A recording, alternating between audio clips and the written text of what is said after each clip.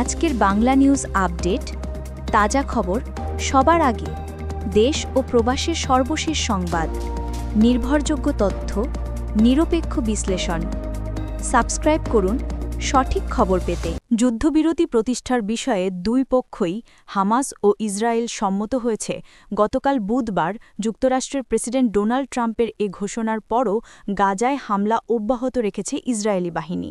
গতকাল রাতে president Trump নিজ সামাজিক যোগাযোগ মাধ্যম ট্রুথ সোশ্যালে এক পোস্টে ঘোষণা দেন, তার ২০ দফা শান্তি পরিকল্পনার প্রথম ধাপ বাস্তবায়নে রাজি হয়েছে হামাস ও ইসরায়েল। তিনি বলেন, আমি অত্যন্ত গর্বের সঙ্গে ঘোষণা করছি যে ইসরায়েল ও হামাস উভয়ই আমাদের শান্তি পরিকল্পনার প্রথম পর্যায়ে বাস্তবায়নের ব্যাপারে সম্মত হয়েছে। তবে ট্রাম্পের এ ঘোষণার পরও ইসরায়েলি যুদ্ধবিমানগুলো গাজা নগরীর পশ্চিমাঞ্চলে হামলা করেছে বলে জানিয়েছেন আল জাজিরার স্থানীয় সাংবাদিকেরা।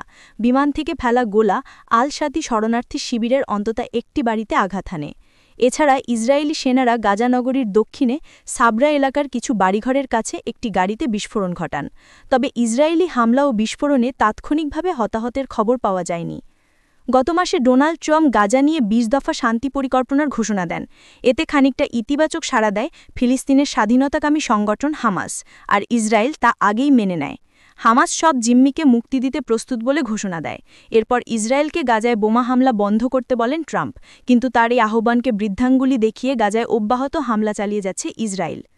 ২০২৩ সালের ৭ অক্টোবর ইসরায়েলে হামলা চালায় হামাস। এ ঘটনায় ১,২১৯ জন নিহত হন বলে দাবি করে ইসরায়েল। জিম্মি করা হয় ২৫১ জনকে। তাদের মধ্যে ৪৭ জন এখনও গাজায় রয়েছেন। এর মধ্যে ২৫ জন আর বেঁচে নেই বলে দাবি করেছে ইসরায়েলি বাহিনী। এদিকে ইসরায়েলে হামাসের হামলার দিন থেকেই গাজায় টানা নৃশংসতা চালিয়ে যাচ্ছেন দেশটির সেনারা। গাজা স্বাস্থ্য মন্ত্রণালয়ের তথ্য, গত ২ বছরে ইসরায়েলের হামলায় গাজায় অন্তত ৬৭,১৭৩ জন নিহত হয়েছেন।